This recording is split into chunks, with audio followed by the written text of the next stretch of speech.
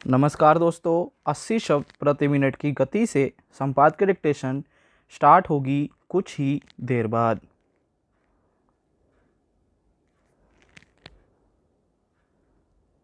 Start.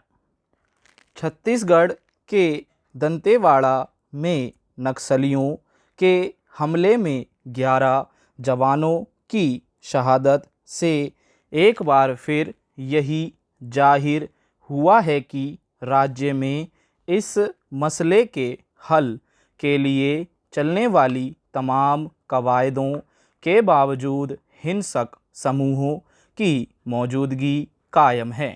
नक्सली आज भी घात लगाकर इतना बड़ा नुकसान पहुंचाने में कामयाब हो जा रहे हैं। हालांकि ऐसी हर घटना के बाद सरकार और संबंधित महकमों की ओर से यही भरोसा दिया जाता है कि इसके जिम्मेदार लोगों को बख्शा नहीं जाएगा और नक्सलियों के खात्मे के लिए अभियान तेज किया जाएगा।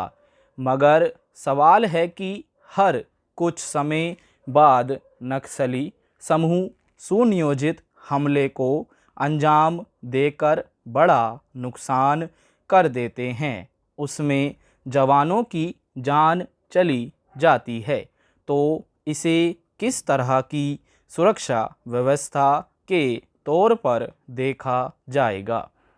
गौरतलब है कि दंतेवाड़ा के एक इलाके में नक्सलियों की मौजूदगी की सूचना के बाद डीआरजी बल यानी डिस्ट्रिक्ट रिजर्व गार्ड की एक टुकड़ी को वहां भेजा गया था।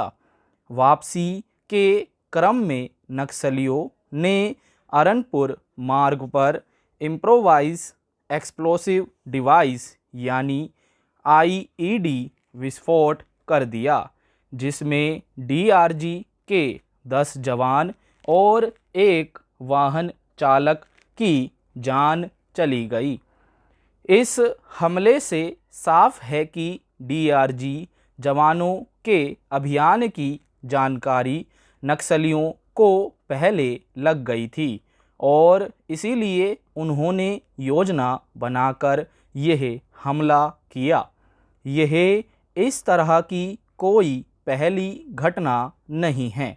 ऐसे हमले के बाद सरकार और सुरक्षा बलों की सख्ती जब बढ़ती है तब ऐसे समूह कुछ वक्त तक शांत पड़ जाते हैं, लेकिन फिर मौका मिलते ही हिंसक हमले के जरिए अपनी मौजूदगी दर्ज कराने की कोशिश करते हैं।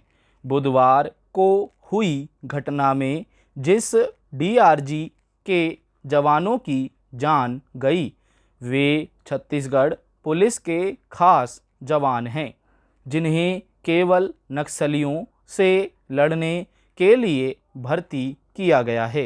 इस प्रशिक्षित समूह की विशेषता यह है कि इस समूह में आत्मसमर्पण करने वाले और बस्तर के वातावरण में पले बड़े लोग शामिल होते हैं। ये लोग चूंकि जटिल जंगल और उसमें अपनी गतिविधियां संचालित करने वाले नक्सलियों के काम करने की प्रकृति को समझते हैं, इसलिए उनके जरिए कई मौक़ों पर अहम कामयाबी दर्ज की गई है। शायद यही वजह है कि डीआरजी के जवान खास तौर पर नक्सलियों के निशाने पर थे। हालांकि इस तरह के हमलों में कई मौक़ों पर सीआरपीएफ के जवानों पर भी घातक हमले किए गए हैं। विचित्र यह है कि इस तरह की हिंसा के सहारे व्यापक राजनीतिक मुद्दों का हल खोजने का दावा करने के बावजूद नक्सली समूह अपने लक्षित तबकों के बीच भी किसी ठोस हल का रास्ता नहीं दर्शा पाए हैं। स्टॉप।